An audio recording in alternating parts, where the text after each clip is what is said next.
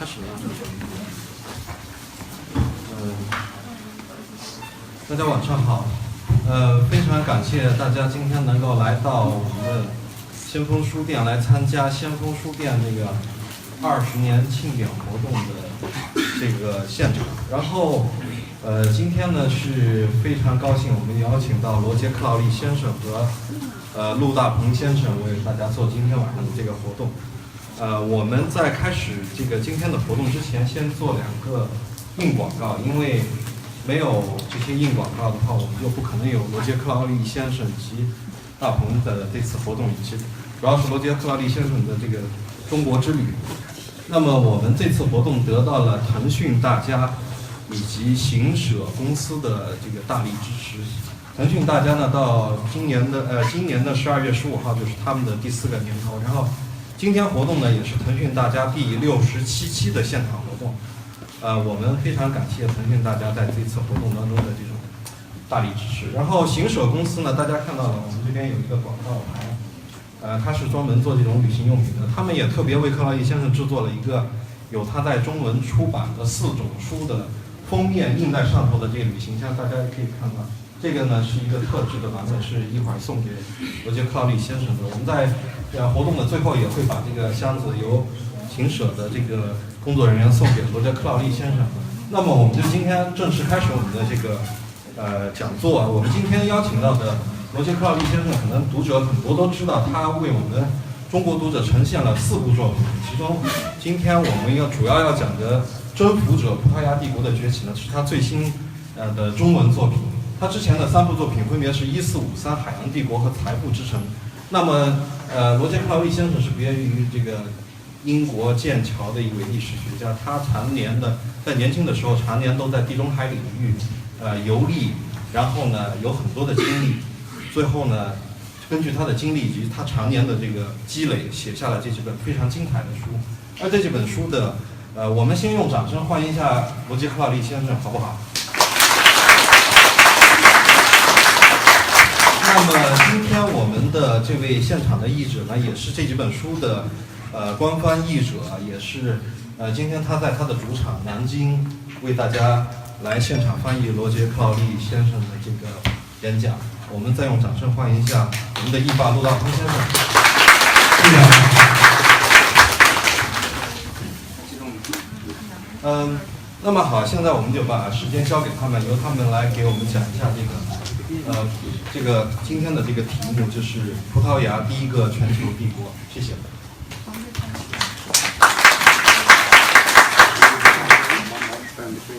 I need a microphone.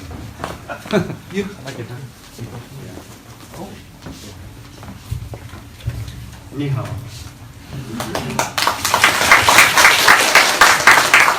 I would like to start by thanking La Librairie Avant-Garde for its hospitality and to give my congratulations on its 20th anniversary. It looks a fantastic, wonderful. I've never seen a bookshop like it. 首先感谢先锋书店这个今天盛情招待我，让我在这里做活动。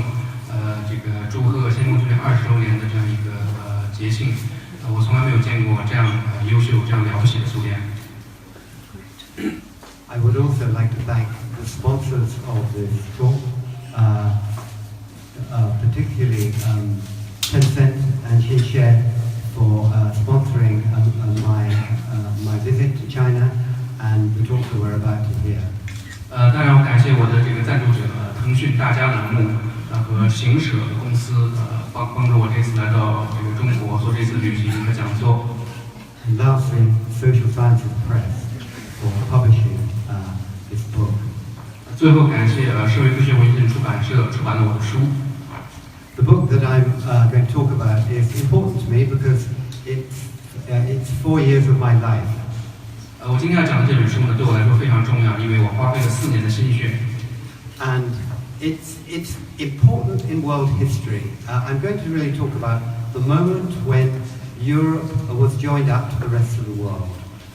这本书的内容呢，对这个世界历史也非常重要，因为它是这个欧洲和世界其余部分连接起来的时刻。In Europe, we tend to talk about this age of discovery, but it would be wiser, I think, to talk about this as being the end end of the isolation of Europe. 在欧洲，我们有一种说法叫做地理大发现时代，但是我觉得更好的说法应当是这个欧洲的这种与世隔绝状态的结束。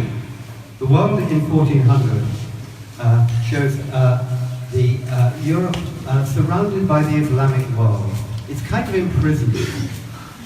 1400年代的这个欧洲呢是被伊斯兰世界包围，可以说它是处于一种被囚禁的状态。It knows that many of the most desirable things that it wishes to acquire, spices, silk, pearls, come from the east, and the Islamic world is a barrier for it.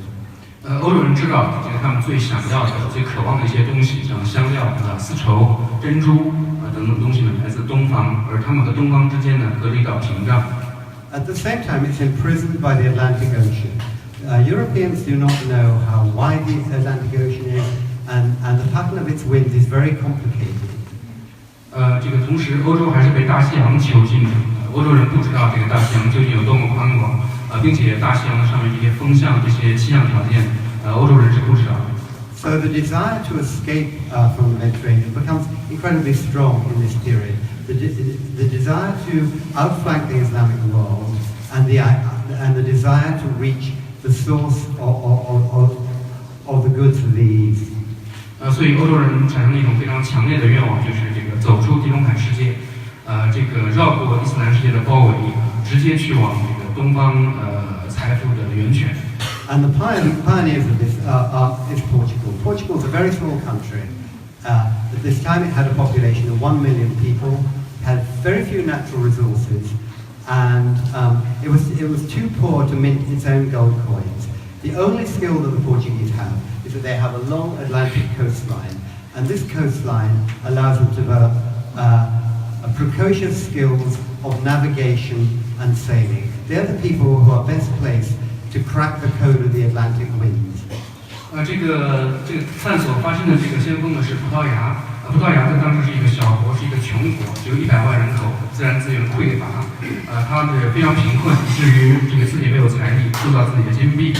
但是它有一个优势，它就是有一个漫长的这个大西洋海岸线，所以它产生了一种非常早熟的这种航海的技能。Particularly the port of Lisbon, the capital of the city, which has the best deep water port on the whole of the Atlantic coast. 尤其是这个葡萄牙首都里斯本，是这个整个这个欧洲大西洋海岸上可以说是最好的一个港口。Everything begins and ends in Lisbon for the Portuguese. If you ever get a chance to go there, I'm not employed by the Portuguese Tourist Board, but it is a fantastic city, very beautiful little city on this river with an outlet to the Atlantic. 这个葡萄牙是一切都是从里斯本开始，在里斯本结束。我不是这个葡萄牙旅游局让我说这句话，但是我确实要建议大家，告诉大家，这个里斯本是一个非常非常美丽的城市，大家有机会可以去看一看。The Europeans are also imprisoned by classical geography. They believed in the geography of a Greek geographer called Ptolemy, and they thought that that Africa probably wrapped all the way around the world, and that the Indian Ocean was a closed lake, so that it would be impossible to sail to India and China. 欧洲人的同时在思想上呢，还是被这个古典的地理学所这个囚禁。他们相信古希腊地理学家托勒密的这个理论，就是这个非洲大陆是一直可以不停地延续下去的。印度洋是一个封闭的海，所以没有办法通过海路从欧洲去东方去印度。The man who really starts the Portuguese on the road of discovery is a man called Henry the Navigator. 这个葡萄牙这个地理大发现航海事业的这个发起者，是葡萄牙王子恩里克。There are very few pictures of him. This is a very famous Portuguese painting. 这是一个非常有名的葡萄牙这个绘画。恩里克王子的肖像保存到今天的非常少。And he's one of the heroes of Portuguese history. 他是葡萄牙历史上的英雄之一。If you travel around Portugal, if you see a statue of a man with a hat, that is Henry the Navigator. 你在葡萄牙旅行的时候，如果看到这个有一个人雕像，戴大帽子，那么他一定是恩里克王子。He'd be very happy in the bookshop here in a hat. Sorry. He'd be very happy in the bookshop here in a hat. OK. 这个先锋书店里面有这个帽子在卖，恩里克王子一定会喜欢这里。Henry has maps. Early maps produced by Jewish map makers. 恩里格旺斯当时他掌握了一些地图，是一些犹太的地图绘制师制作的一些地图。Which show Africa. That's the north coast. There's Spain at the top. 这个上面是西班牙，然后是非洲海岸。And they're particularly interested in this man, Mansa Musa, the king of Mali in the early 14th century, the richest man in the world. At this time, the gold fields of Mali produced all the gold that ever reached Europe. This visual idea that somewhere beyond the Islamic world was this very rich source of gold was one of the things that drove the Portuguese to want to try and explore explore Africa, somehow to get behind the Islamic world and reach the sources of gold direct. At the same time, these men are crusaders. They're interested in holy war against Islam. And the other thing that drove them forward was, again, the idea of outflanking Islam and attacking it from behind. 葡萄牙人对这个红框里标出来这个人非常感兴趣，他名字叫这个穆萨曼苏尔，是14世纪这个非洲国家马里的国王。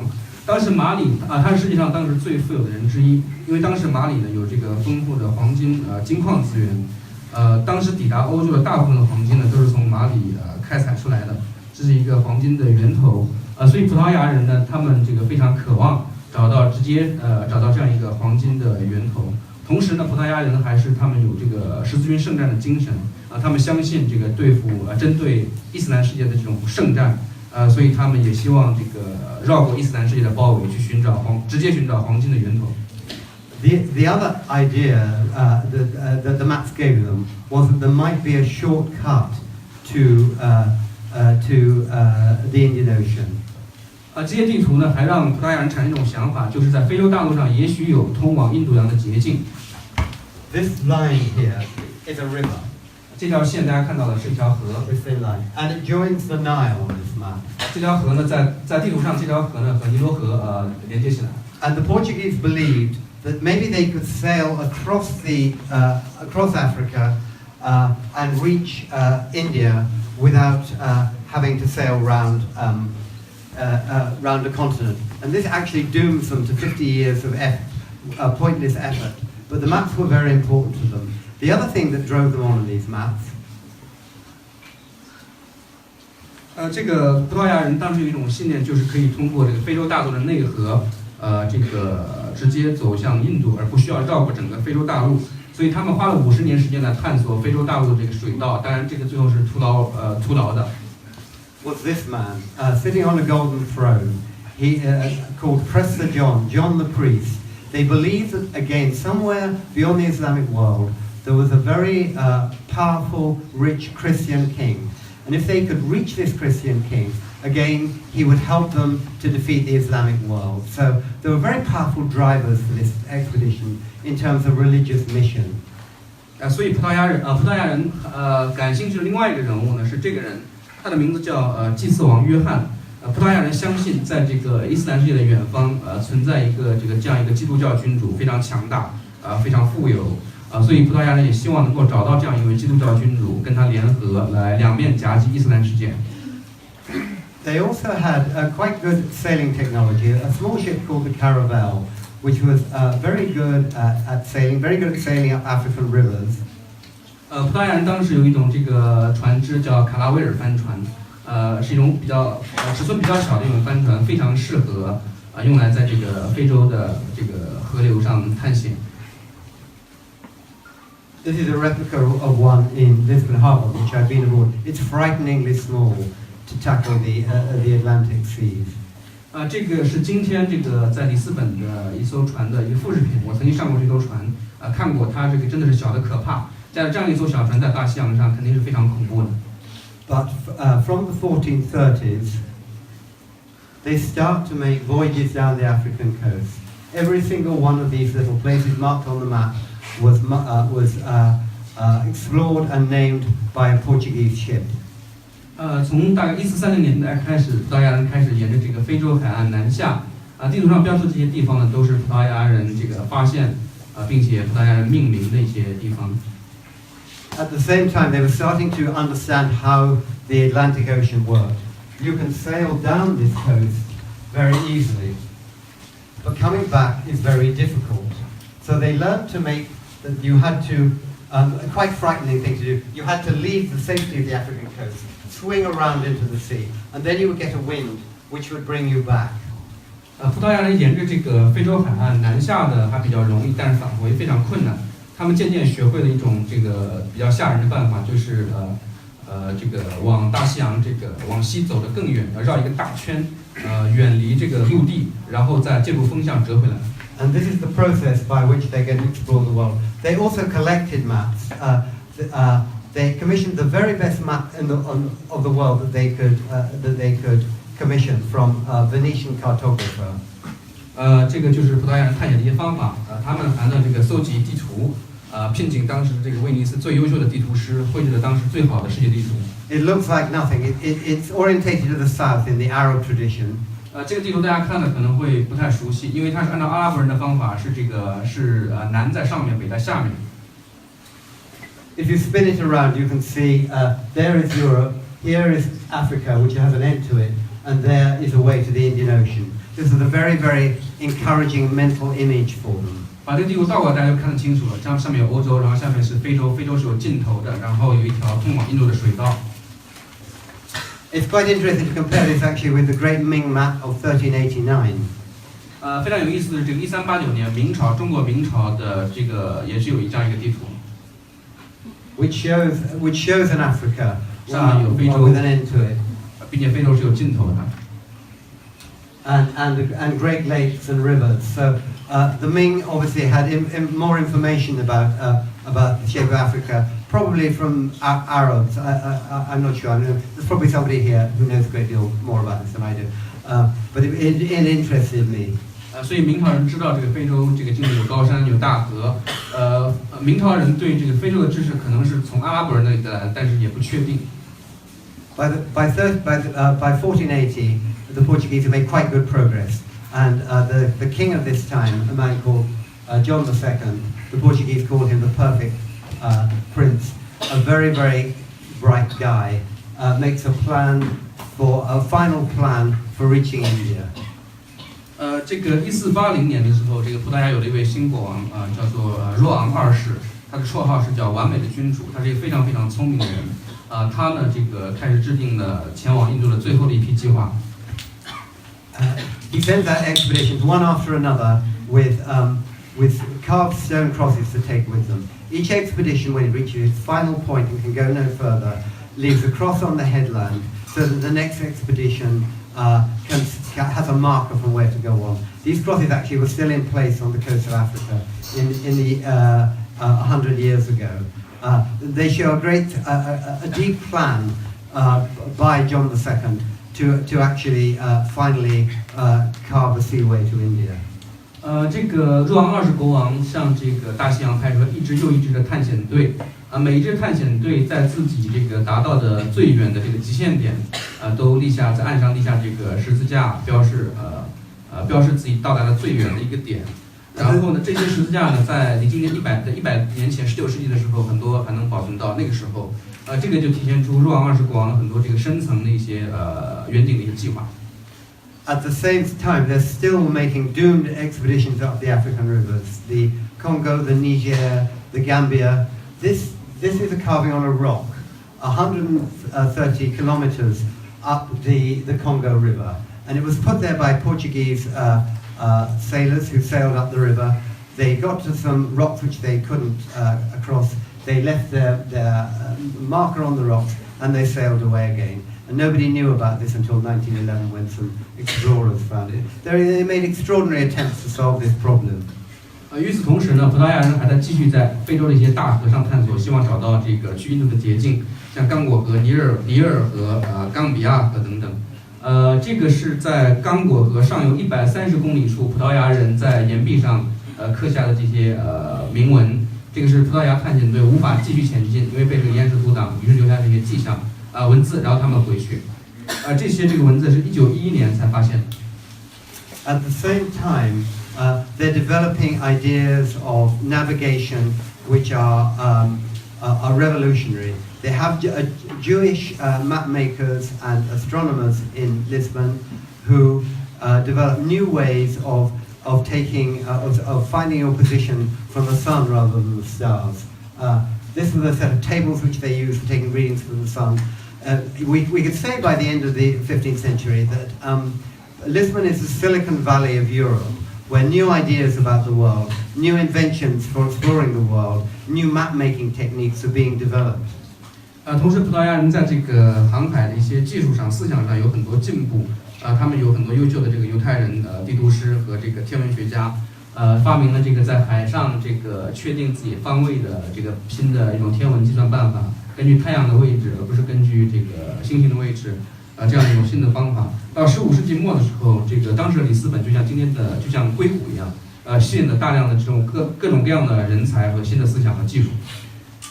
In 1487, 1488, John sent out an expedition which actually makes it around the coast of Africa. It's very hard work because they have to battle against the winds, but they make it around the corner. Unfortunately, at that point, the crew are frightened that they will never come back, so they turn around and they get no further. 1487-88年，若昂20国王派出的探险队呢，成功的绕过了非洲最南端。当然这是一个非常艰苦的这个历程，因为他们要跟这个风向做搏斗。但是因为这个水手发生哗变，拒绝继续前进，所以这次旅行到此为止。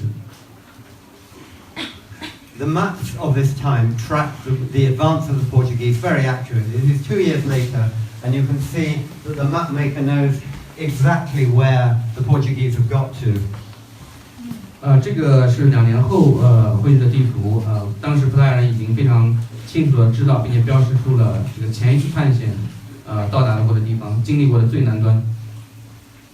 The 1490s see a final race to reach India.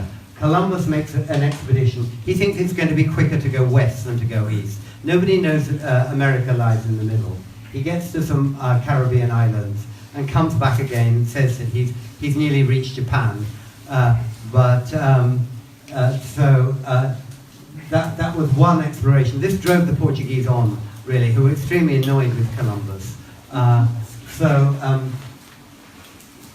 大概在1490年代，这个是有另外一场竞争，跟葡萄牙人竞争就是哥伦布。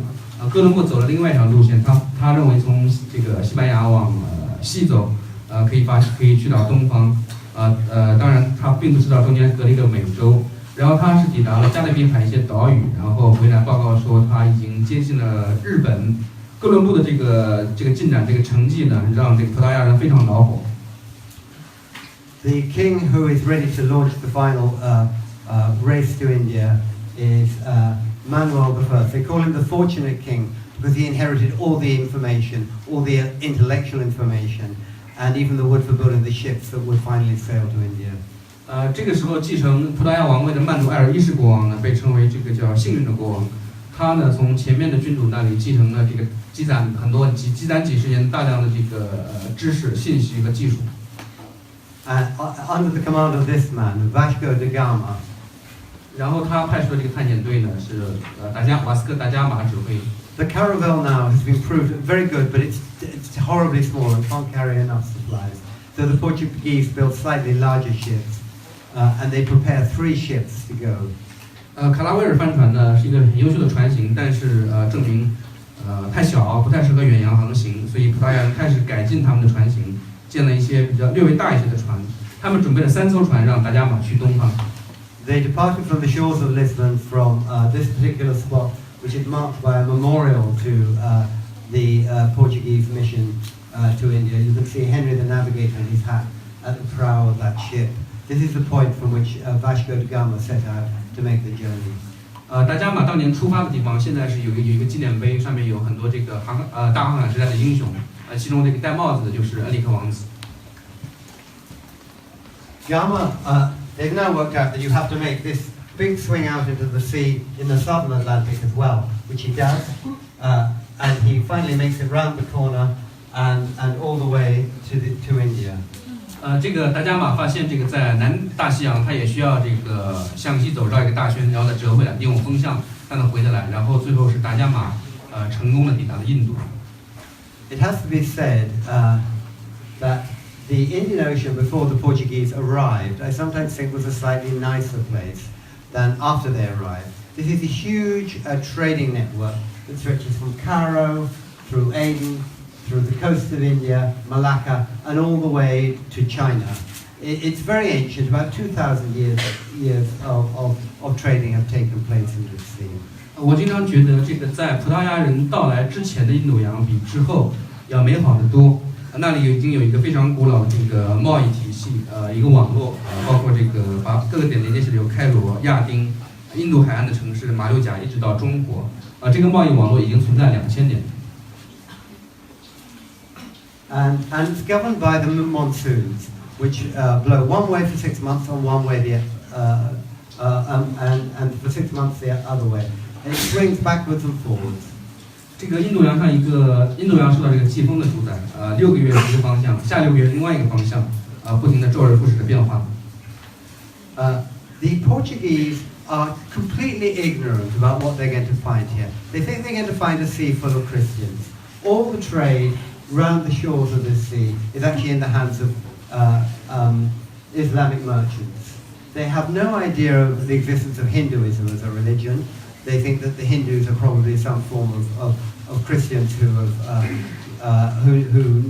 beliefs need correcting.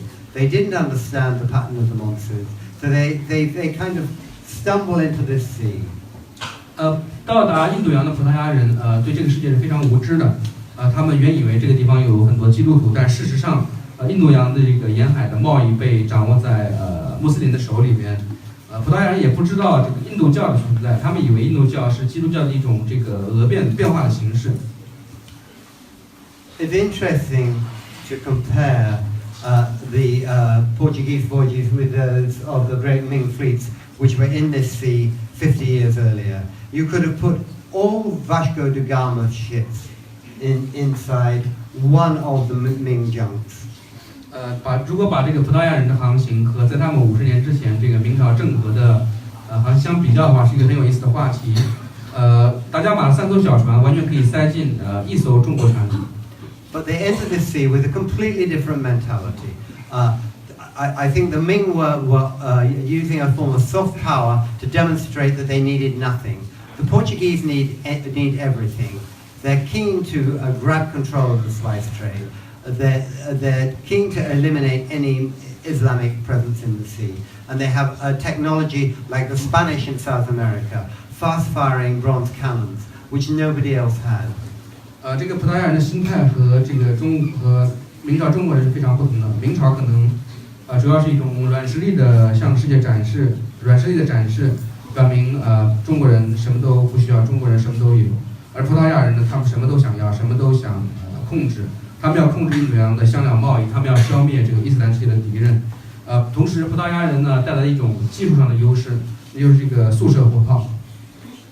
Gama arrives in India. This is 16th century tapestry, and immediately there is trouble. He realizes that the trade is in the hands of Muslim merchants. The Portuguese have come to destroy the Islamic world, and very soon we're going to find ourselves in a situation here where it's going to lead to war between the Portuguese and the Islamic merchants, and eventually with the Hindu rulers as well. 这是一个16世纪的壁毯，上面画的是这个达伽马抵达印度的情景。达伽马这个很快就发现这个形势跟他想的不一样，这个当地的贸易掌握在一群这个穆斯林手中，所以这个葡萄牙人跟这个当地的穆斯林商人、穆斯林社区以及印度教徒之间的冲突是不可避免的。Following Gama's return, Manuel sends out another fleet, and for every year for the next 400 years, the Portuguese are going to be sailing to the east and around the world. This is an expedition of 1500. If it looks like half the ships are sinking, they are. This is an incredibly arduous voyage, 24,000-mile round trip, 2 years, and the shipwreck statistics are extraordinary. 这个达伽马返回这个葡萄牙之后呢，曼努埃尔国王又派出了新的一支舰队去探索。从此以后，在下面的400年里面，葡萄牙人每年都要派出一支新的舰队。这张图呢是大概1500年的时候的一支葡萄牙去东方的舰队，上面有一些船看着好像要沉没了，他们的确是这样，因为这个旅程是极其艰苦极其艰难和危险的来回有24000这个海里，要花2年时间。The expedition of 1500 swings out into the sea, but it makes the swing too big, and it discovers the coast of Brazil, which nobody had been to before. This is what people knew about the world from a European point of view in 1501. A fairly good Africa, some idea of India, and China is a bit off the map. But Brazil is discovered in the process of making this second expedition. 1500年，葡萄牙人第2次航行的时候，这个在大西洋上往西这个绕弯的绕得太远，结果发现了巴西，这个是之前没有过的。然后右边呢是这个当时的一个地图，大家看到这个葡萄牙人对非洲已经有比较好的了解，对印度呢也有一定的了解，对中国的了解可能比较还模糊。Gama is back the following year with a larger fleet, and by this stage the Portuguese are focused on war, on defeating any rivals in the sea. They want to create a complete monopoly of the spice trade. They want to block off the Islamic world from getting any spices. They've come with a religious mission and a trading mission, and this is the beginning of an incredibly bloody contest for control of the Indian Ocean. 然后下一年，达伽马率领一个更大的舰队来到东方，他的目标是这个消灭他的伊斯兰敌人，在这个印度垄断香料贸易，阻止伊斯兰世界获得香料等等。所以他有这个宗教上有这个商业上的任务，也有宗教上的任务，这个就随后导致一场非常血腥的冲突。The Portuguese were very quick learners, though. Although they entered the sea knowing nothing about it, in 10 years they worked out exactly how the sea worked, what the important trading cities were, how the monsoons worked, the relationship between the Hindus and the Muslims, and in a 10-year period, they more or less captured all the key points on the coast. On the coast of Africa, Hormuz at the mouth of the Persian Gulf, on India, Malacca at the end of the Malay Peninsula, which was the terminal point for junks from China making trading missions. And they did this in 10 years. It was brutal, but it was also an extraordinary feat of intelligence gathering, of coherent effort, and intelligence.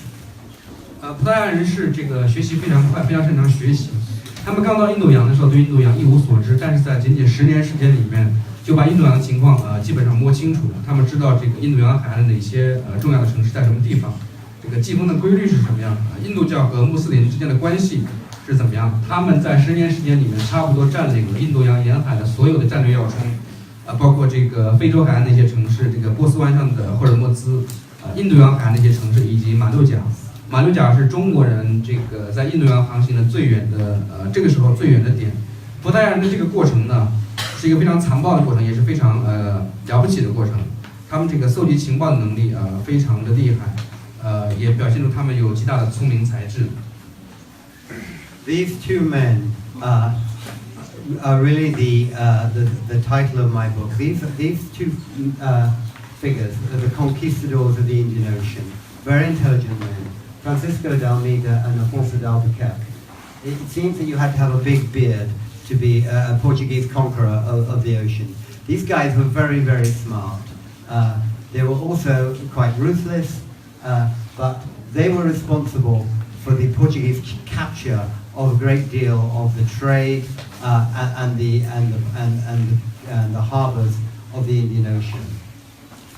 我的这本书的题目《征服者》主要来自这2个人，弗朗西斯科·德·阿尔梅达和阿方索·德·阿尔布开克。他们2人呢，就是这个葡萄牙的征服者，在印度洋的征服者。他们非常聪明，也非常残酷无情，是他们这个控制了这个印度洋的贸易，占领了印度洋上这些港口。They ring the Indian Ocean in forts and bases, all the way around the Indian Ocean, at the ruins from Zanzibar in southern Africa, Mozambique, Bahrain, Hormuz, Goa and Malacca. You can find the remnants now of Portuguese forts. This was their strategy. It was a kind of new type of empire, not based upon territory, because the Portuguese were very few, but based upon controlling sea routes and having trading ports and fortified bases. 这个阿尔梅达和阿尔布开克在印度洋建立了一系列的这个要塞，和这个据点，在这个非洲的赞给巴尔、莫桑比克、巴林、果阿、马六甲等等都有他们的据点。今天呢，在这些印度洋的很多地方还能看到葡萄牙城堡的这个遗迹。葡萄牙人建立一种新类型的帝国，不是那种领土扩张的帝国，而是这个通过控制这个航线、海上的航路和港口，组成一个网络。They made Goa on the west coast of Africa, of India, the capital of their empire. They called it the Rome of the East, and they called it the Rome of the East not only for its imperial presence, but also as a place from which they also had a missionary mission. The idea that from here they could convert the peoples of the East to Christianity. 他们把这个印度西海岸的果阿定为他们这个葡萄牙殖民帝国的这个首府，把它称为叫做东方的罗马，不仅仅是因为这个是一个帝国主义扩张的一个事业，同时也有这个宗教的这个传教的这样一个使命。Lisbon becomes enormously wealthy. They funnel a very large amount of spices and goods to Lisbon. Anybody who wants to make money in Europe comes to Lisbon. Traders, bankers, merchants of all kinds, adventurers, map makers. It's the place to go to at the beginning of the 16th century.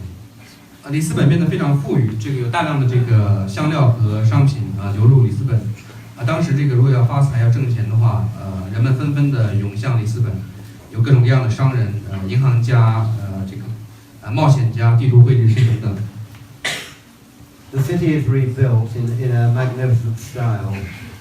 这个是这个里斯本城的一个辉煌的一个表现。Becomes a great center of shipbuilding. 也是造船业的中心。And it's a multicultural city. Paintings of Portugal, of Lisbon, are very rare for a reason that I will explain in a moment. But this is a scene in Lisbon streets, and you can see that there are a large number of black people in here. 15% of the population of Lisbon were black slaves from the west coast of Africa. It was a kind of tumult of people and experiences. 里斯本当然是一个非常多文化的城市，不过这个世纪留下来的这个描述里斯本这个景象的图画并不多，原因我待会儿会解释。从这张图里面可以看到，里斯本有很多黑人，当时里斯本人口的15%是奴隶，这是一个非常喧嚣的这个繁华的都市。At the same time, they start to import exotic animals and produce into Europe. This is a named animal called Hanno, the animal superstar of the early 16th century. Manuel sent it to the Pope as a gift. Unfortunately, he didn't live very long because the Pope didn't know what kind of diet to feed Hanno, so he died quite quickly. But there was time for him to be drawn by famous Italian artists. 同时，葡萄牙人开始把这些这个异国情调稀奇的动植物引入到欧洲，比方说大象，这个大象非常有名字叫汉诺。葡萄牙人把这个它算是当时的动物明星了。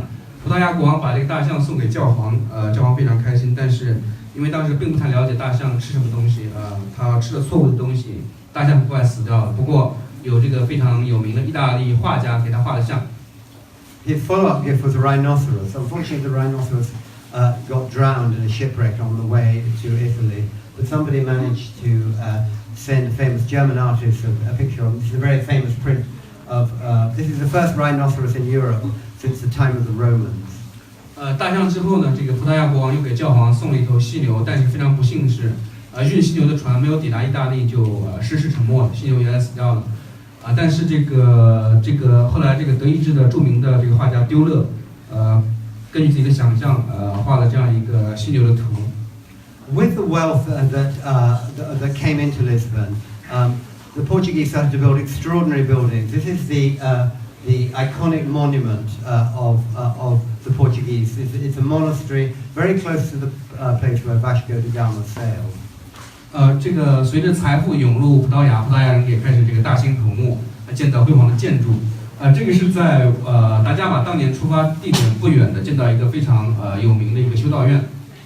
And the great heroes of Portuguese history are buried here. This is Vasco da Gama's tomb inside. 葡萄牙大航海的很多英雄被安葬在这座修道院里，这个是达伽马的墓。Just by it in the same kind of style, they built this extraordinary fort looking out into the sea. 葡萄牙人还在海上建了这个非常不寻常的一个塔楼。And they carved the rhinoceros on one side of the wall. 上面还雕了这个犀牛的像。The reason why there are many mysteries about what the Portuguese did. They may have been the first people to go to Australia. We don't know, but a vast number of the records were destroyed in an earthquake 250 years later. So there are great gaps in the evidence, which we will never get to solve. We will never know. 葡萄牙人的很多作为和工业呢，我们今天很难知道，因为这个200年后，1755年里斯本发生大地震，这个很多资料文献被毁了。葡萄牙人很可能是第一个发现澳大利亚的这个欧洲民族，但是因为这个地震的缘故，没有确凿的资料。The speed of the Portuguese advance was extraordinary. They were in Canada in 1498. They were in Japan by 1542. Every single one of the places on this map were occupied by the Portuguese. They were Malacca in 1511. They reached China by 1513. It was an incredible speed of advance. The green areas are the areas that the Portuguese actually occupied, and they're very small. There weren't very many of them. Brazil has become their main colony, but actually at this time, even only a very small part of that was occupied. So this is an empire of ports rather than an empire of territory. 葡萄牙人在这个印度洋上这个探索和扩张的速度非常非常快。1498年葡萄牙人抵达加拿大，1542年抵达日本，1551年抵达马六甲，1513年抵达中国等等。这张图上绿色部分呢是葡萄牙人曾经占领的地区，大家看其实比较少，主要是在巴西。但是巴西当时也只是占领了一小部分，因为葡萄牙的帝国主要是一个港口连接成的网络，不是一个陆地帝国。At the center of this, they had an empire, a sort of proper empire, you might say, ruled from Goa, which controlled for nearly 100 years the western half of the Indian Ocean. 这个圆圈画的部分可以算是葡萄牙帝国的一个比较核心的部分。首府在印度的果阿，在大概100年的时间里面，葡萄牙人控制了这个印度洋的西半部分。Beyond that, they had what historians now call a shadow empire. They came to China and Japan as traders, asking, recognizing the power of these empires. And they came asking for treaties with the Ming Empire and with the Japanese. 在这个刚才的红色的这个实际的帝国之外，还有一个历史学家有个词叫影子帝国。这个葡萄牙人是这个他们也到了中国和印度，作为以商人的身份出现，寻求跟这些国家建立这个商贸条约。他们这个到过这个中国和日本，跟中国的明朝有过交往。At the same time, the great poet, the Shakespeare of Portugal, this man Luís de Camões, wrote a hugely long poem glorifying the Portuguese discoveries. Had there been more of the world, the Portuguese would have discovered it, he said. Camões not only wrote about it, he actually lived it. He was the most widely travelled poet of the Renaissance.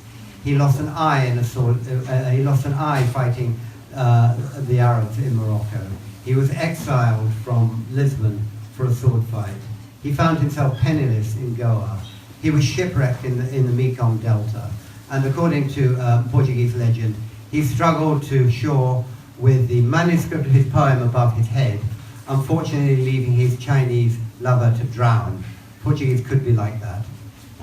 这个人路易斯·卡蒙伊斯是这个可以说是葡萄牙的莎士比亚。它是这样一个文学巨匠写的一个非常长的史诗，《卢西塔尼亚人之歌》。他可以说是文艺复兴时期这个游历最广的一位这个作家。他的经历也非常的神奇，也非常的有传奇色彩。他在摩洛哥跟阿拉伯人打仗的时候失去了一只眼睛，然后他呢在里斯本因为大家都被流放，在果阿他一贫如洗，然后在湄公河上他乘船失事。据说当时他落水之后，两个手捧着自己诗的手稿的稿子，逃生，但是把他的中国情人丢下淹死了。At the same time, they're collecting information about the world, mapping it at incredible speed. This is what the Portuguese knew about the Red Sea, turned on its side in 1502. There is Mecca, there is Aden. 这张图，葡萄牙人非常快速的绘出世界地图，这个是红海地图，1502年绘制的。大家可以看到麦加和亚丁。30 years later, that's what they knew. They mapped the whole of the Arabian Peninsula, the mouth of the Persian Gulf, and the Horn of Africa. So they're collecting this information at incredible speed. 30年之后，刚才那张地图还显得比较简略。30年之后呢，葡萄牙人对阿拉伯半岛、对波斯湾、对非洲之角这一带的掌握已经要详细的多了。This is the coast of Brazil by 1570. They haven't made much progress inland, but again they've mapped and recorded the whole of the coast of Brazil.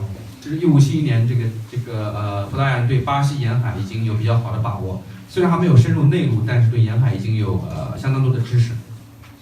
They're producing maps of the Far East by 1571. This is the Malay Peninsula here, up towards China. 1571年，他们对远东的掌握也已经相当好。大家看到上面有马来半岛，也有画到中国。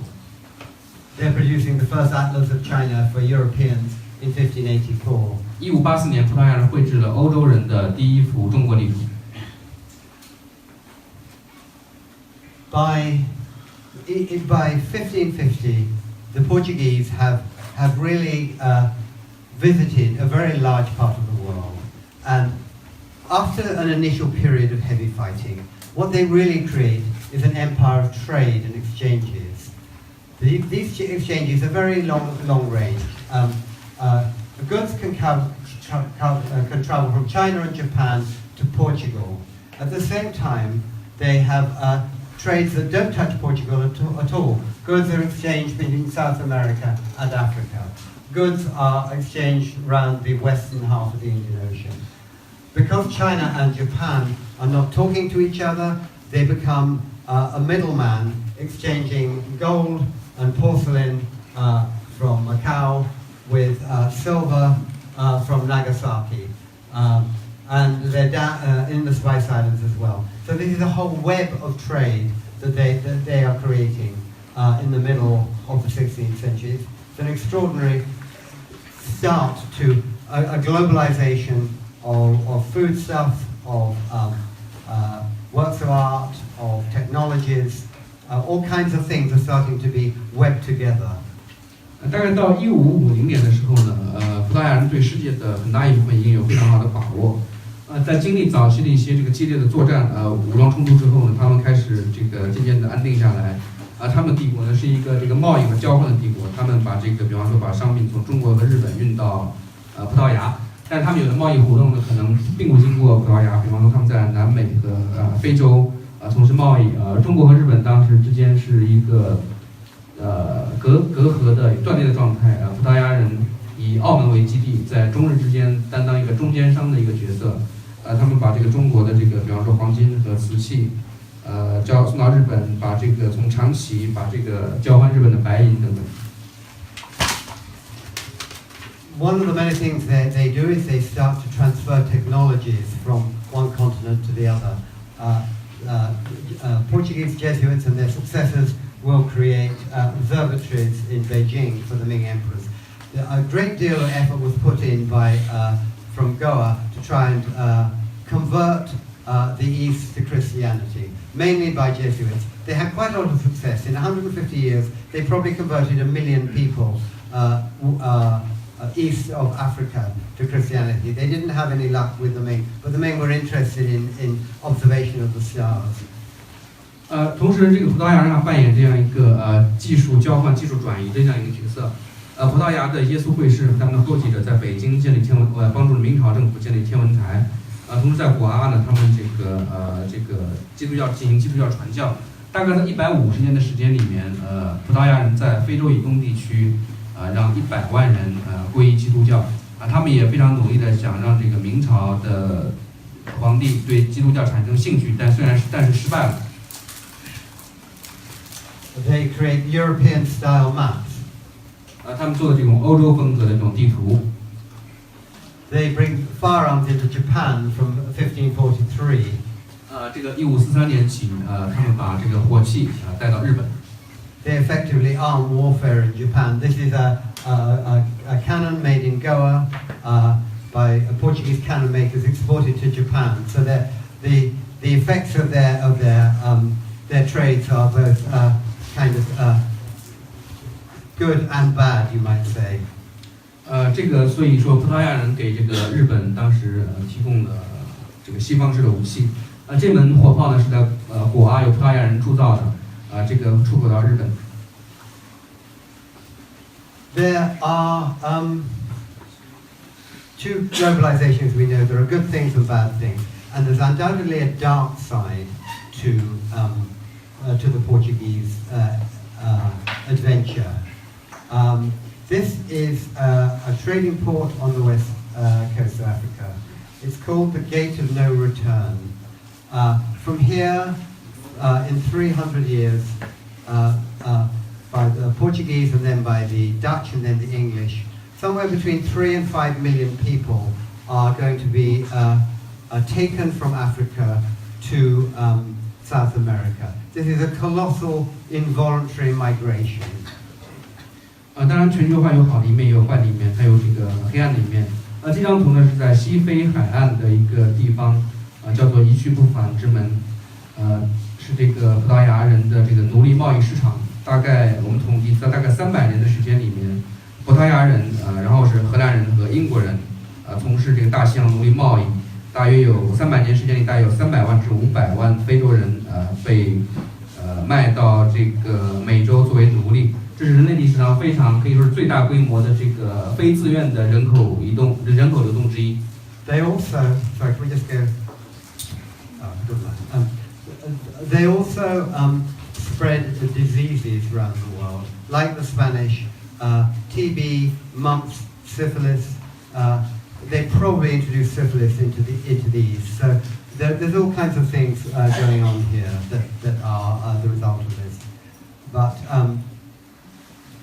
当然，这个葡萄牙人这个全球交流过程也传播了疾病，像这个肺结核、腮腺炎、梅毒等等，是葡萄牙人传播到很多地方。很可能是葡萄牙人把梅毒传播到东方。But before I talk about this slide, something I wanted to say, which is very important, was that the Portuguese quite consciously moved plants and foodstuffs around the world. They introduced new species to different parts of the world. They changed the diet of peoples. Moving maize from South America to Africa would have a radical effect upon the diet of Africa. It will lead to an explosion of population. 这个补充一点非常重要的一点就是这个葡萄牙人非常有意识的把这个植物和很多食物运送到世界的不同地方。给很多地方带来了新的物种，改变了当地的饮食结构。比方说，葡萄牙人把玉米从南美洲带到非洲，使得这个非洲的人口有很大的增长。Sorry, I haven't quite got to this bit yet. I missed out a bit. What's it? Can we go back? 再往前。 Yeah. 再往前。I'm sorry, I missed out a bit. So, and the food story is very important, really. This is the beginning of all kinds of things. Rhubarb from China to Europe. 这个食物是非常重要的，比方说这个作为重要的一种东西，大黄，被葡萄牙人从中国带到欧洲。Spices from East Indies to Brazil. 香料从这个东印度带到巴西。Cashew nuts, peanuts, and peppers to China and India, and so it goes on.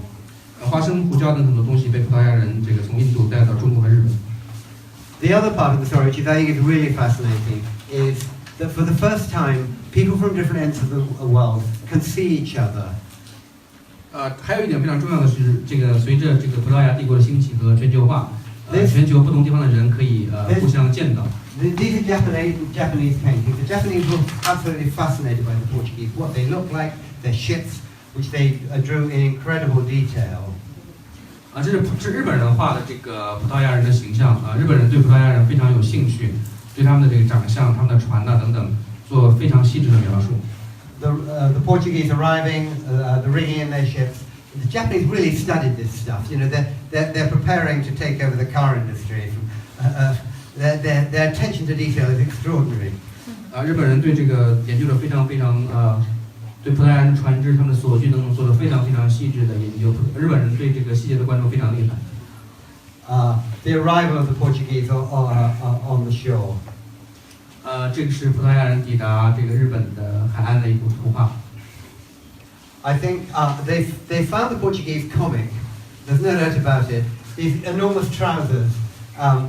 They've arrived with gifts, and they were very. The European nose is always fascinated the Japanese. Very large noses that us Europeans apparently have. 在日本人眼里，葡萄牙人肯定是非常滑稽可笑的。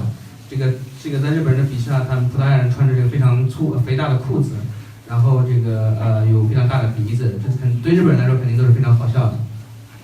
And again there. 这个也是这个日本人画的葡萄牙人。At the same time, of course, this is a Goan view of the Portuguese. 这是果阿人对这个葡萄牙人的印象。At the same time, of course, the Europeans are seeing the peoples of the East. They're getting images, information. The Portuguese write a lot about this. They start to destroy some of the ideas that medieval people had. The idea that maybe people on the other side of the world walked upside down or had dogs' heads. They start to bring a scientific observation of the world to Europe. 同时欧洲人也见到了远东的各民族，这个获得了很多信息。欧洲人对这个写了很多这个文字材料，也颠覆了以前中世纪欧洲人对远东的一些错误的观念。比方误以为比方说亚洲人是用2个手走路，或者长着狗头等等。And we see these people starting to produce, the peoples of the world starting to produce works of art about other peoples. These are bronzes from Benin on the west coast of Africa showing Portuguese riflemen. Portuguese with their crosses and their ships. This is the coat of arms of the King of Portugal, carved in ivory. Very beautiful work.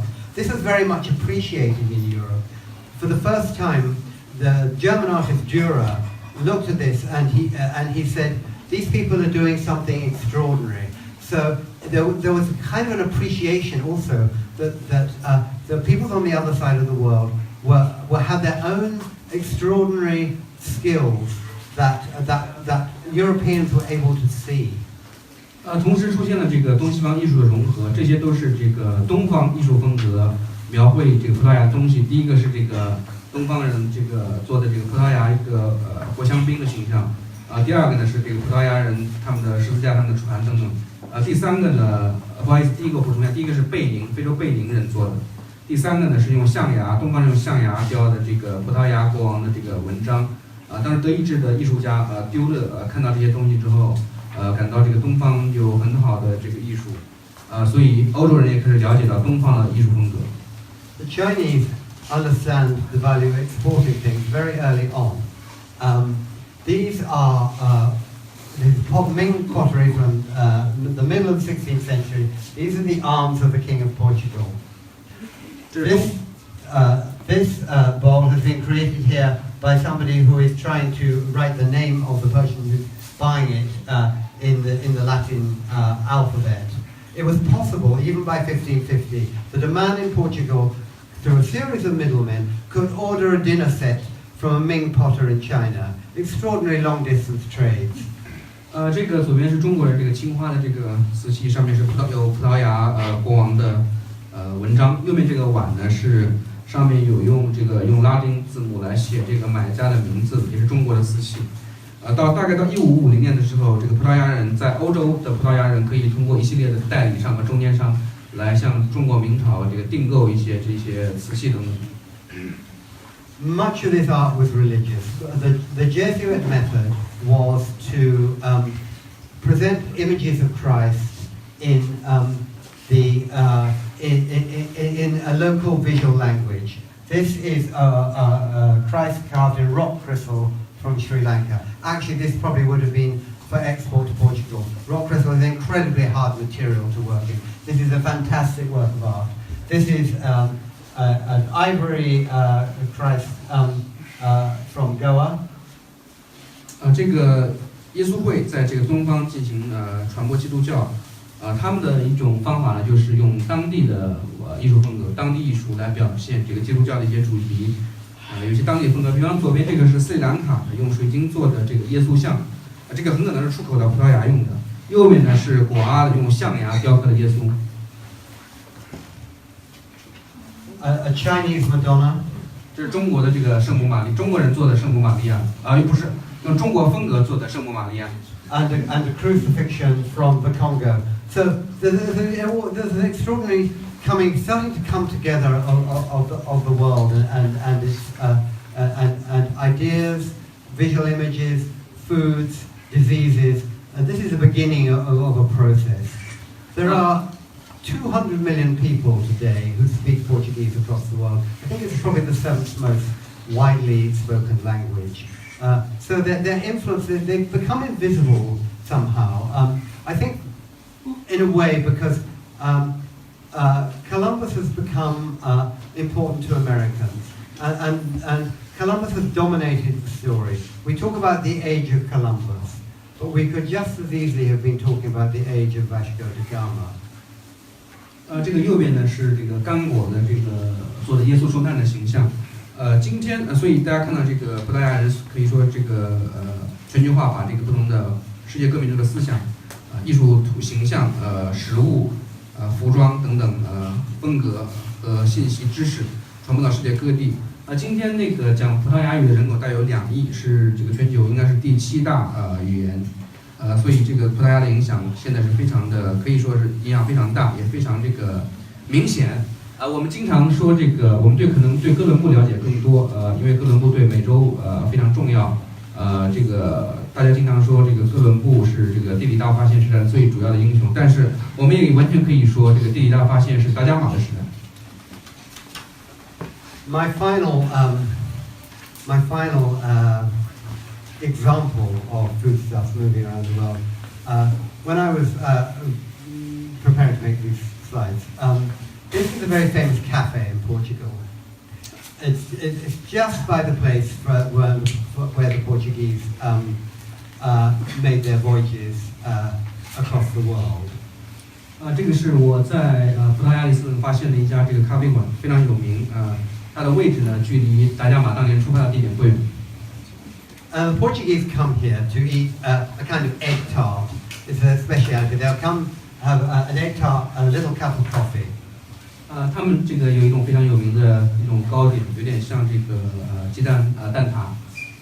But when I looked around the internet, I found that this is actually incredibly popular in Macau. 我发现这种东西在澳门也很流行。That is the story of the story that I've told you is wider than the story of my book. The history of the Portuguese is very deep, very rich, and absolutely fascinating. My book really concentrates on the period of conquest of the Indian Ocean. A great deal, they wrote a great deal. It's very fascinating. It's sometimes very brutal, but the story I've told you extends beyond the book and tells you a little bit more about where they came from and where they went in the world. 这个我今天讲的内容呢，可能比我的书的内容要多。这个葡萄牙的这段历史呢是非常深奥，也是非常有趣非常丰富的一段历史。我的书呢，可能集中在这个葡萄牙帝国的早期征服阶段，这是一段非常好玩的、有意思的，也是可以说是非常残酷的一段历史。给大家介绍了一下这个葡萄牙帝国从何而来，又去往何处。And finally, I want to give my thanks to this man. He's going to have to translate it himself, who has translated my books apparently wonderfully into Chinese, and works harder at these lectures than I do. But thank you very much for listening. 谢谢大家。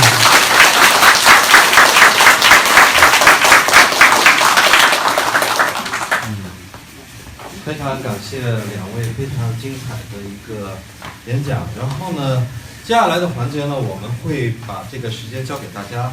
如果大家有任何的问题想跟罗杰·克劳利先生及陆道鹏先生交流的话，可以举手示意。然后呢，我会把这个话筒交给你。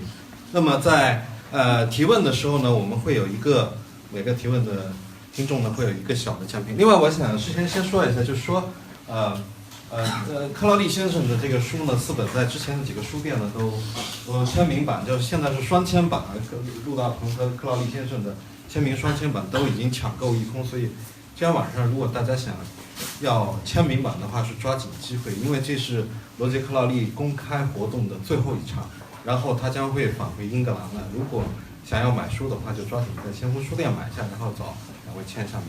那我们现在开始提问环节，好吧？这位。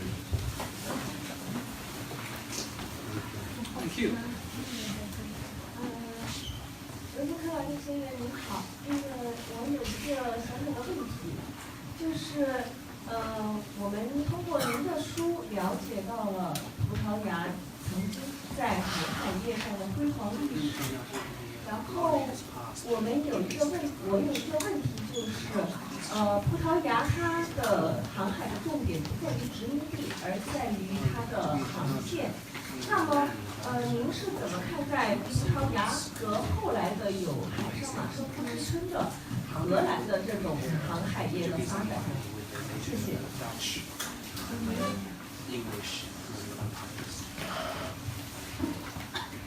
Thank you for that question. Yes, the Portuguese really invented a new model of empire. They were followed exactly by the Dutch. Actually, the Dutch destroyed a large part of the Portuguese empire by industrial espionage. A Dutchman worked for the Viceroy of Goa. He stole a large amount in the 1580s. He stole a large amount of commercial information, maps. He wrote a book explaining really how to sail to the east, which was used by the Dutch to make voyages to the east along the same model, and really to take over from the Portuguese in almost exactly the places they were. And the English would follow them in exactly the same pattern. 谢谢你的问题。是的，这个葡萄牙人可以说是发明的一种新类型的帝国，它这个主要是通过，它不在乎这个陆地的多少，主要通过这个占领一些具有战略意义的港口据点，构成一张网络。后来呢，荷兰人这个可以说是消灭并且取代了葡萄牙在东方的帝国。一个主要的原因是有类似于这个商业间谍。当时有这个葡萄牙的果阿父王，他手下有一个工作人员，有一个下属是荷兰人。这个荷兰人这个是一个间谍，他偷窃了葡萄牙人的很多这个信息和知识，他偷走了很多地图，很多文件资料等等。然后这个荷兰人他写了一本书来这个介绍在印度洋如何航行啊，那些注意事项等等。然后这个荷兰人就利用这些信息和资料，过来这个可以说在很大程度上是取代了这个排挤并且取代了葡萄牙人在东方的帝国。再往后英格兰人来了，可以说是这个同样的故事又上演了一遍，又把荷兰人排挤出去。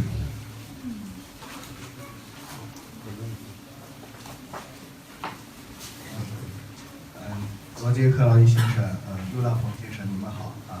我个人对葡萄牙历史很感兴趣，所以今天很高兴能来参加您的讲座。那么我刚才在您这个PPT 上面看到，就是第一次我个人看到就是有葡萄牙人在1498年到达加拿大的这样一个记录。我觉得就是这个信息对我来说很新鲜。您能不能就这一点跟我们详细的说明一下？谢谢。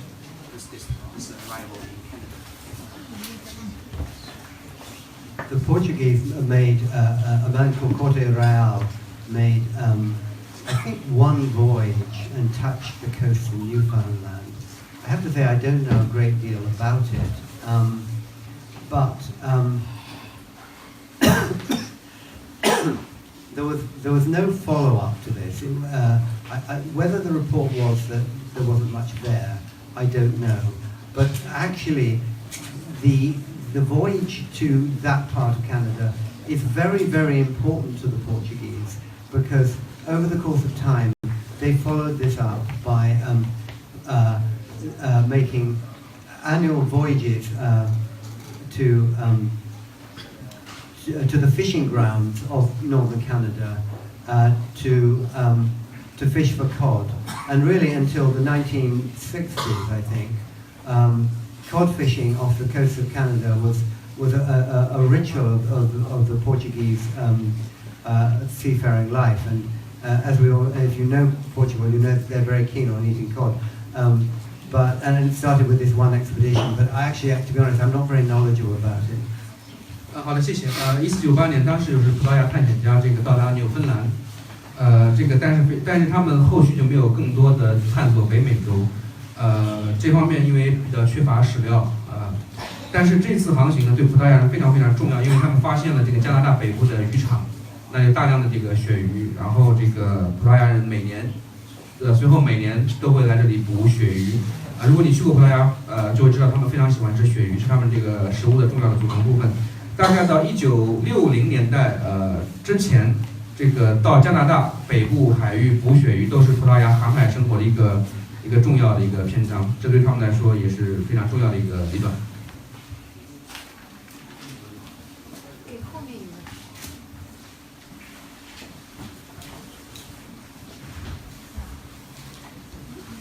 你好，我们想问一下，就是古埃及，它不是最后属于罗马帝国统治了嘛？然后罗马最后不是东罗马和西罗马，东罗马现在是有土耳其的一部分。但是我想问一下，我的问题就是说，古埃及现在对土耳其有什么样的影响？谢谢你。不好意思，你的问题我没有听清楚。最后一个问题。就是古埃及文明对现在的土耳其有什么影响？就是它的埃及对古埃及对，它不是比罗马统治了吗？最后，然后分成罗马最后分成东罗马，不是到土耳其吗？然后土耳其现在就是说，古埃及的文明对土耳其有什么样的影响？古埃及的文明对土耳其有什么影响？是吧 ？OK， Wow, this is a question. What kind of influence does ancient Egypt have on today's Turkey? I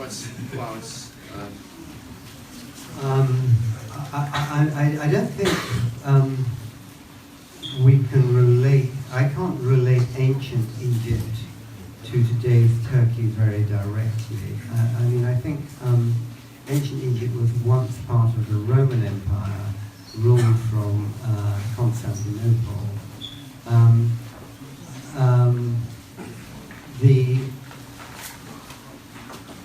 It's hard to make any direct link really in that chain. It's really only when Egypt becomes Islamicized does it start to have an effect upon on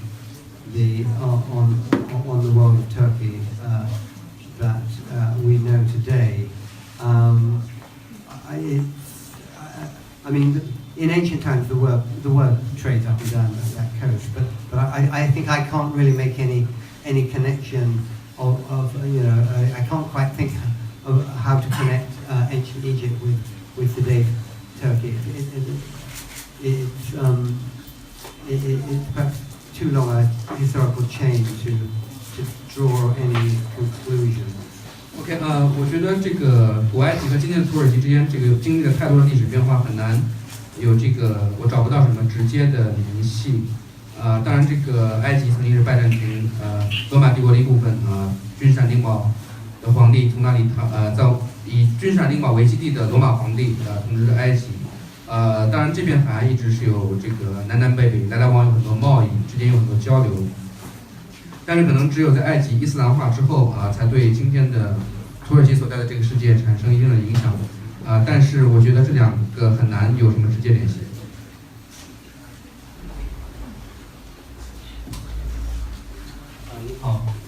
你好，罗杰·克劳利先生，海陆大鹏先生。就去年呢，正好偶然的机会，恰巧去过里斯本，然后可以跟大家讲一下，就是克劳利先生去过的蛋挞店，叫贝伦蛋挞店，非常好吃，是那个当地唯一要排队的店。当然了，我敢保证肯定没有先锋书店打折的时候排队多。然后我的问题呢是，就是里斯本它之所以选择叫海洋帝国，是不是跟它人口比较少有些关系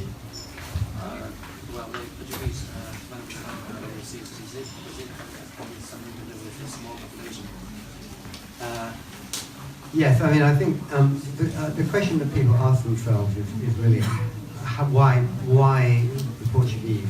And indeed, when Vasco da Gama reached India, the first question he was asked actually was by a Muslim from Tunis who actually spoke Spanish.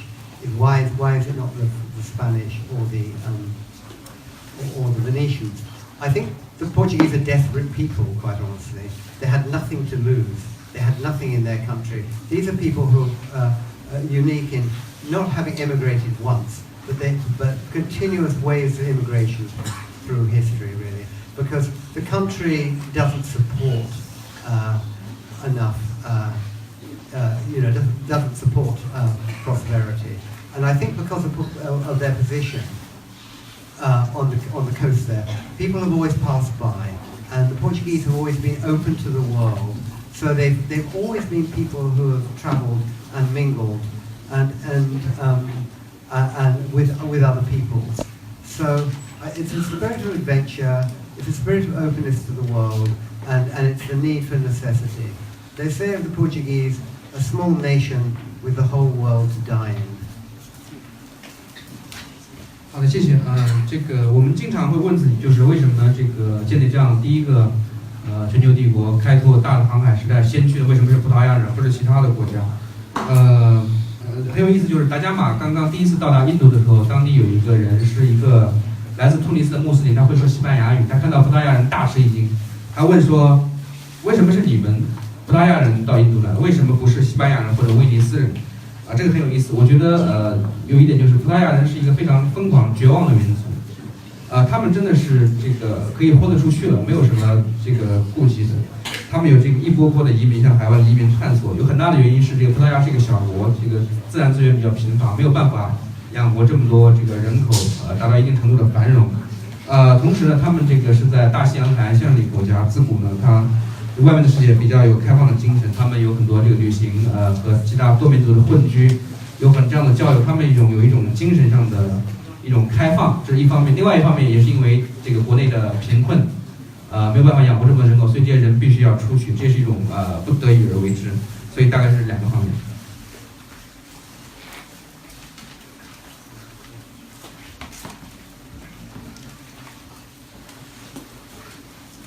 您好，克劳利先生，首先感谢您给我们贡献这么好的作品。我的问题是，就是在历史写作的领域，好像这个游历的传统非常的悠久，不管是东方还是西方都是这个样子。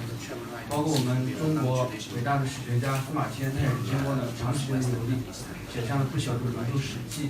我就想让您分享一下您在游历的过程中的一些故事，以及包括您如何将游历中的一些经历和实践所融入到您的作品中。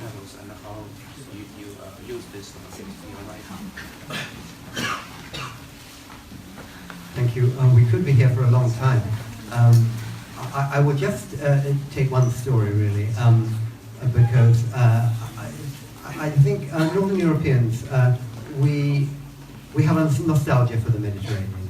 The great civilizations of Greece and Rome. When I left university, I went to go and teach English in Istanbul. And this city really haunted me in a way, in a pleasant way. The colours, the art, the history, the whole kind of rich life of a city. 30 years later, I was thinking that I wanted to write a history book.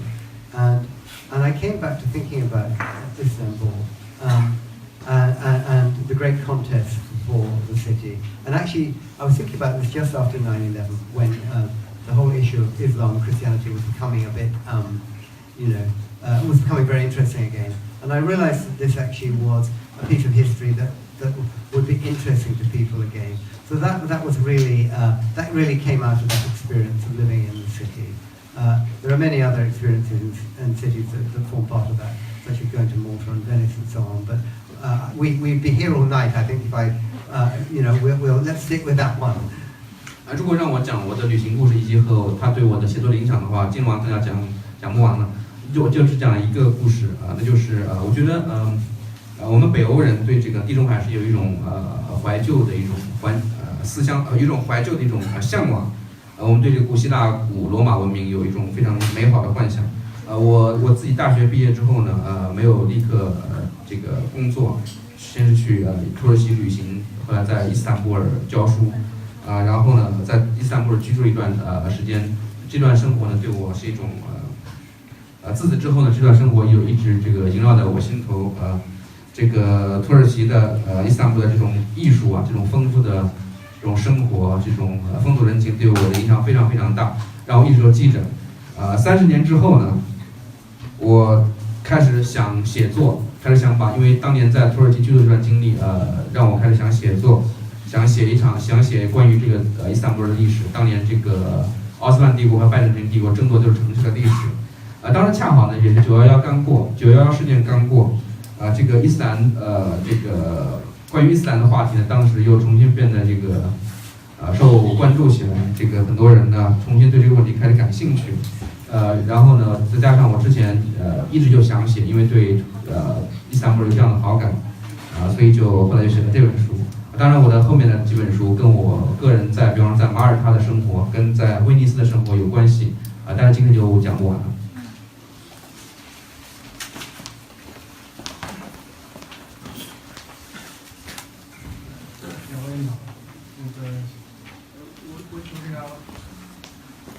我想问2个问题。第一个问题是，在欧洲还有一个就是算是民族，也可以说一个区域，也可以说就是维京他说这个民族也是靠海吃饭，按中国人说也是靠海吃饭的。为什么他们也是最早用航海术去做贸易，或者去抢掠，去达到一个国家的这个或者这个种族的这个繁荣？为什么他们这个种族就没有在大航海发现时代再有什么比较像达伽马和哥伦布这样的人？然后联想到今年像现在在欧洲比较有名的这个航运公司就是马士基。然后为什么像葡萄牙这种传统的航海国家就没有像有这种马士基这样的公司？是不是怎么说？是不是整个这个国际贸易的这个趋势变，还是这个葡萄牙人就对这个航海的传统就没有保留下来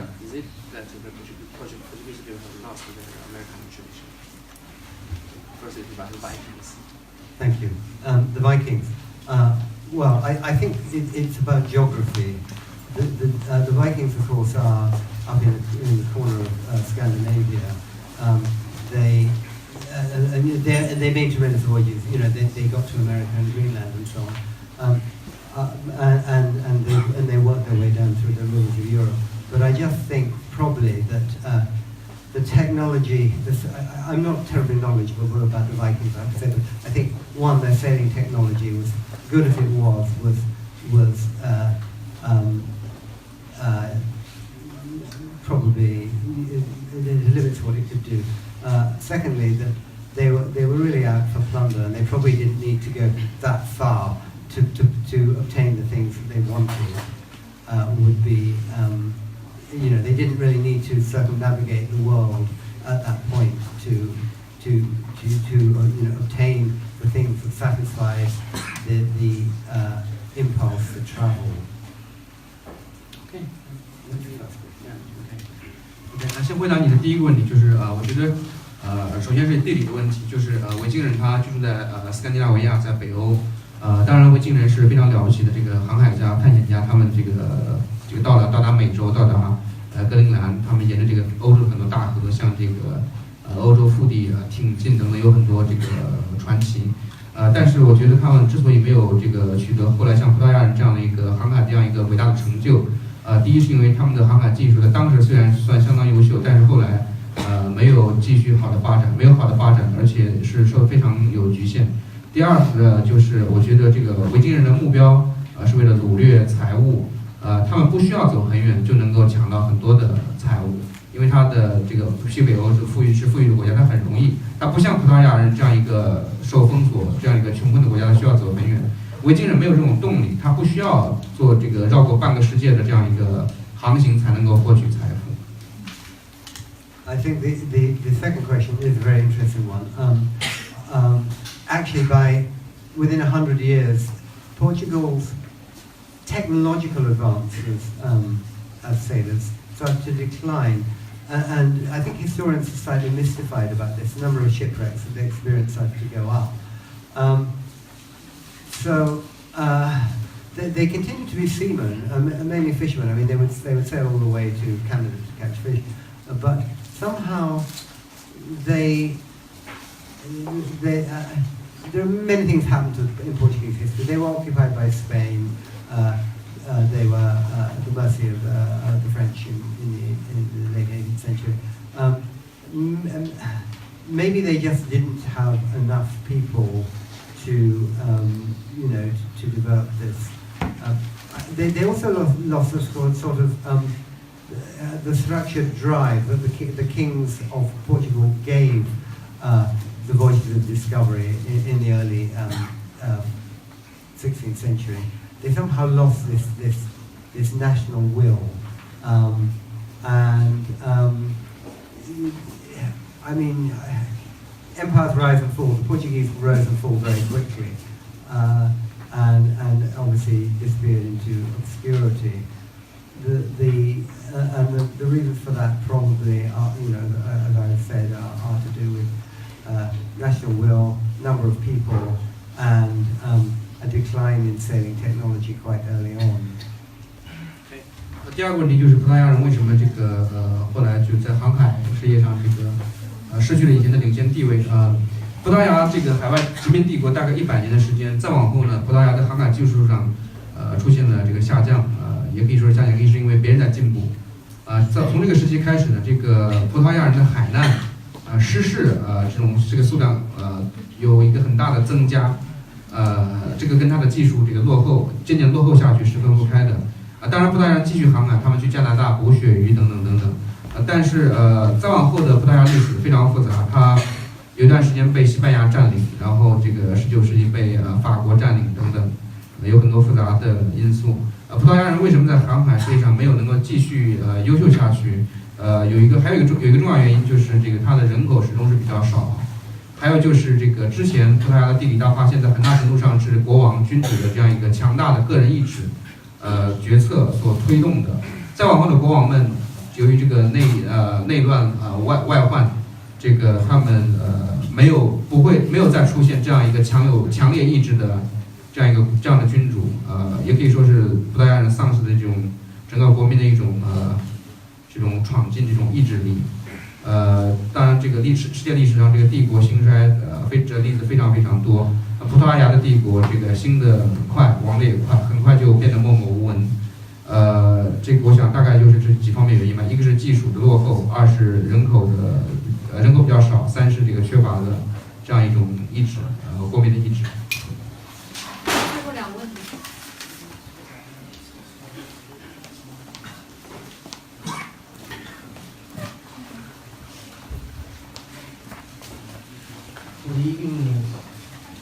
Good evening, Mr. Roger Brown. As we all know, it was in the year 1405, Zheng He, the Chinese navigator, led his fleet across the Pacific and Indian Ocean to East Africa. almost 100 years earlier than Columbus, who discovered America in 1492. Now, my question is, who do you think the greatest navigator of the age of geographical discovery? And my second question is, 不好意思，一个一个说啊，一个一个说， okay. 一个一个说。 Can you just repeat? I can't quite my hearing. OK，你能用中文说一遍吗？ My hearing is like I'm a bit deaf. 我们都知道呢，郑和和南京的渊源啊，郑和是在1465年首次带领中国的舰队出海，从西四下西洋。那么这个比哥伦布发现美洲大陆呢，要早几乎是100年。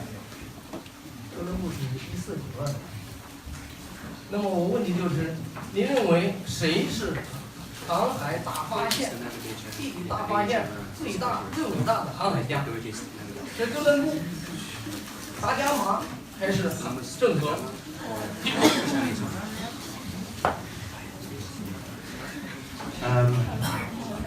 Well, it would be difficult not to say the Chinese, wouldn't it?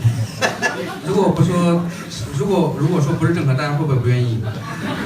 I mean, the technology of the Ming fleet seems to be. I'm not very knowledgeable about this.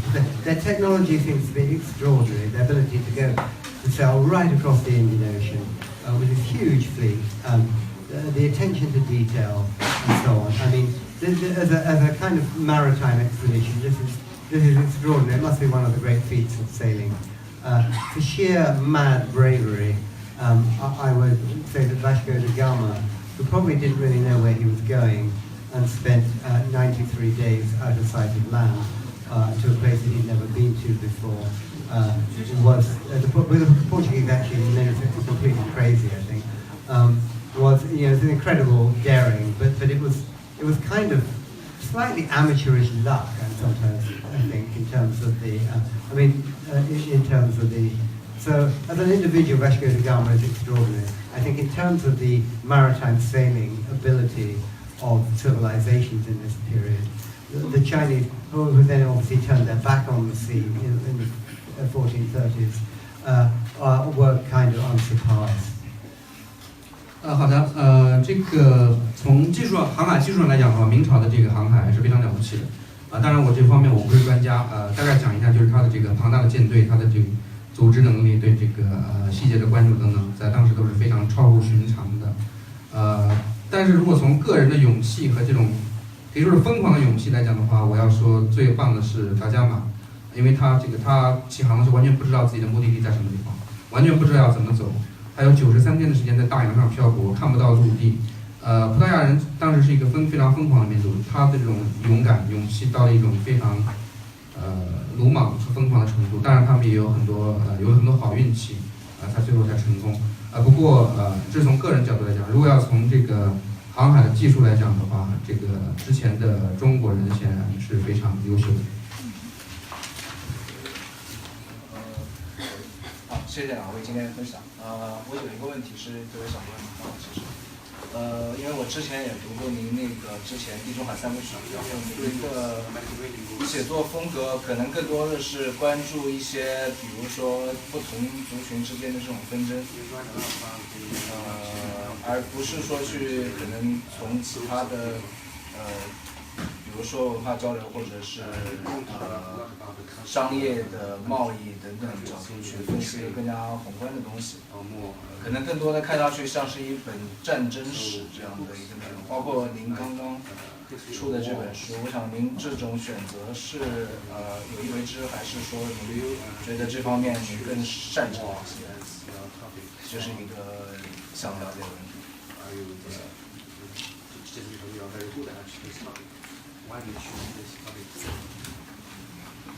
I didn't set out, I think, to write books about wars.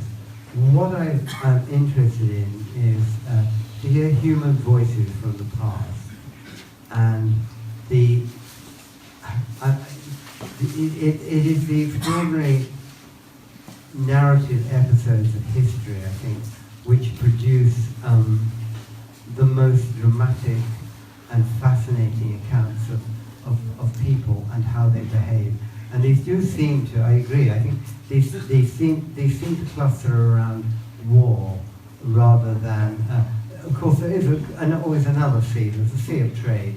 The sea of trade tends to be kind of less, it's more a case of merchant ledgers, I think, really, rather than human experiences.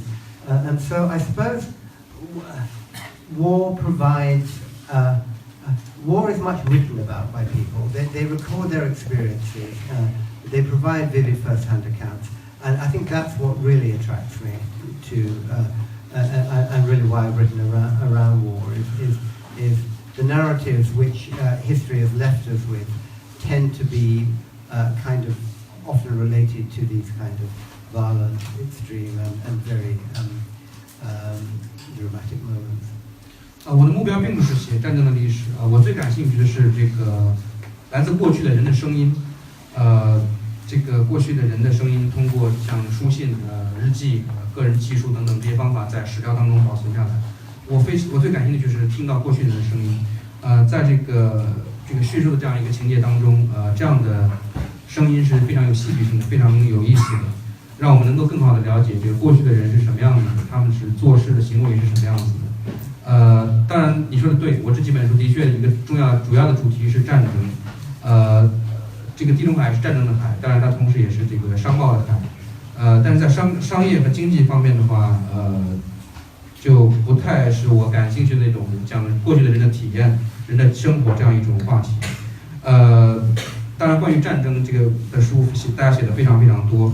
在过去古人呢也留下大量的这个关于战争的第一手的这个目击的这个记录啊、记述等等等等。这个当然这个最容易保存下来的，今天留下来最多的第一手记录，很多都是关于这个暴力冲突、这个极端的行为等等。所以这个可以说我并不是有意的想写战争，而是关于战争的这种过去的这种东西这个非常多。好，那么我们今天的交流环节也就到这儿就结束了。我们今天那个在开始我们的签书之前呢，我们做一个小小的仪式，就是由我们行舍的代表把这个非常漂亮的箱子赠送给我们的罗杰·克劳利先生。那么非常感谢行舍这次对克劳利先生中国事情的大力的支持，这也是他的最后一仗，我们把这个礼物送给他，作为他留给中国的一个记忆，作为他自己的记忆带回英国，好吗？大家鼓掌。